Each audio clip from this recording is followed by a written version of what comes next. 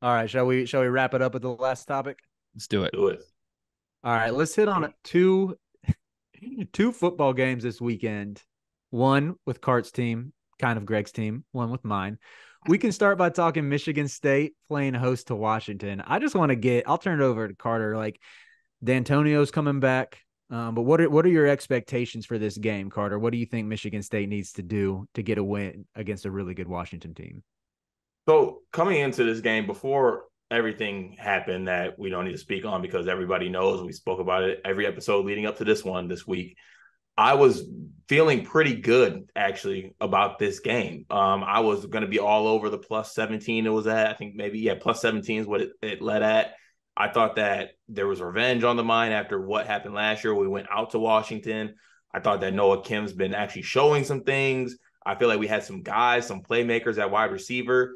Jacoby Windman being out hurts us, I think. I don't think he's going to play. He had a pectoral injury last week, but we get to see an exciting freshman in Jordan Hall, which people are pretty excited about in East Lansing to see what kind of he's made of.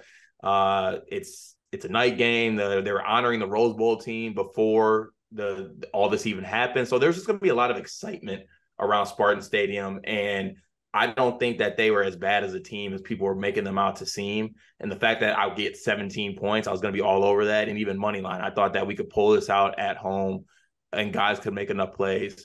Given everything else, who knows if it's going to be a distraction or something that's going to fuel them. I personally think it's going to fuel them just playing football and doing this. But I don't want to spoil what my one big thing was for today. So I'm going to cut it off at this point. I love it. I love it. Yeah, Michigan State's winning this game. That's my take. That's my belief. I wrote about it in the newsletter. I didn't go as strongly to say I'm putting my money where my mouth is, but Michigan State plus 16 is my favorite bet of the week. I have them winning outright in the one little long shot parlay I do. I have 1,000 reasons for this that are all partially football related, but look, man, vibes are a thing. Okay. I'm a vibes guy. Everybody knows this. I think this is very much a come together moment for this football program, for this university, for the fan base, for everything. The elephant in the room here was that we were all pretending to like Mel Tucker. It is what it is. Michigan State fans can say it's not true. Was not pretending. Okay, fine. But like now that it's all changing, there's a whole lot of people coming out and be like, can we get rid of these stupid gimmicks now? Including you being like, can we get rid of the keep chopping? Can we just go back to the tradition of walking by the stupid statue that Mel got rid of for no reason? Like every little decision he made in his tenure. All right, roll your eyes. Fine, whatever. You feel differently than I do. Never mind. Go Washington. Go to Riley. I would just state. I just want to state my fact that I liked Mel before like this. Congratulations. I wanted Mel to be my football coach before this. That's where. All right, you look stupid as I've been telling you for 2 years. But congrats, hang that banner. You liked Mel Tucker. Whoop-de-doo. I'm just saying. And you hated him. That's the thing. Okay.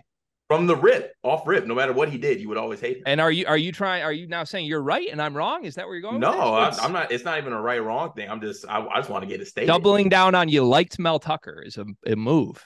I liked my football coach. Is that wild?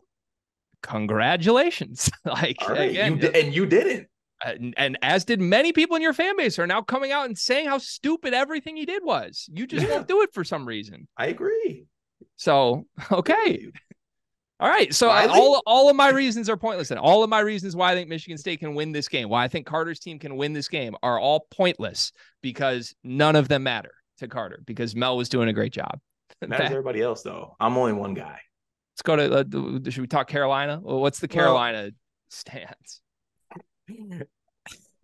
First off, some great back and forth between the two of you, but it's funny that we just got through that segment without talking at all about the top 8 team with a Heisman contender quarterback. But am I crazy to think that Penix is like the biggest threat to Caleb Williams repeating as a Heisman contender? I know that they haven't really beat. I mean, Boise State's a good program. You can't put too much in the Tulsa win, I guess, but like over 400 yards in both those games, 8 touchdowns right now. Their receivers are always open. I like this Washington team a lot, but that's what I'll be watching for this Saturday. I love Penix. I think he's good. I do too. And he's a Spartan killer. Like he is. Okay, I just came up with this just now, so this might not actually make sense, but I feel like G can chime in on this. He's like the football version of Boo Booey to Michigan State. Like, he always torches us. He always has. Boo Booey always tortured Michigan State basketball.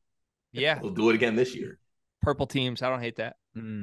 And I mean, with Penix, I also just love lefty QBs. Like, Greg, you know this. I'm a Tua Tagovailoa owner in our fantasy league, and that I have a long history of just being a huge Tua fan back to when he was at Alabama, and I was watching him throw these lefty deep bombs and envisioning them going to Mike Evans one day when I was like, this was the pre-Brady era of my Bucks, when I was like, okay, tank for Tua. Let's get that connection going. And I get those same kind of vibes watching Michael Penix. Just there's something about a lefty QB when they launch that when they launch that thing, it just looks like it's faster than when a righty throws it. So hey, I just want to note too, right back to my Bucks also.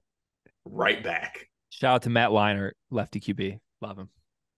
Wanted bandwagon pass last week, right back to my Bucks this week. I love you, Riley. I truly do, sir. They are still my Bucks. All right, we can close by talking UNC hosting Minnesota, just because this would throw it back to one of the first Riley Fridays when I started talking about why UNC would be a good Big Ten football team and realized I was making a huge mistake.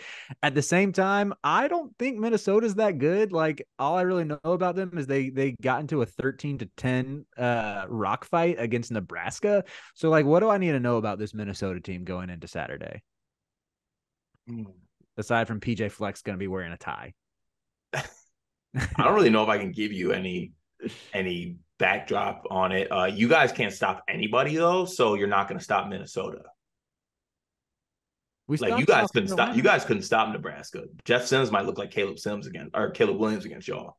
Jeff Sims tore UNC up when he was at Georgia Tech like 2 years ago. That checks out, bad, dude. You guys can't stop anybody. Yeah. So if you're asking me if I'm staying away from UNC -8, I could not get further away from that.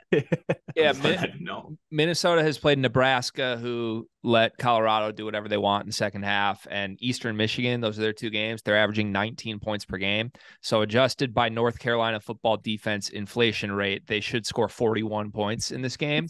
So I think as long as you get 6 touchdowns, which seems likely, you should be fine. However, Minnesota's defense has pretty much dominated both of their games so far against bad offenses, albeit, but I don't know. I was texting you frustrated about it, man, because I had North Carolina just to beat App State, and yeah, it was a bet, and yeah, I'm doing the thing where you shouldn't just bet and complain about your bets, but like the fact that North Carolina couldn't create separation against this Appalachian State team after how close the game was the year before, and after you did bring Drake May back, and App State was going through some changes at home, this bothered me so much. Like, I just can't take this football program seriously. This is what they're always going to be to me. They're going to be a super fun team to watch. It doesn't matter how well Drake May plays. For the record, I thought Drake May was bad last week, though. And I know it wasn't all his fault. It wasn't even like half his fault, but he's not like, I think if you put Caleb Williams on this North Carolina team, he's good enough to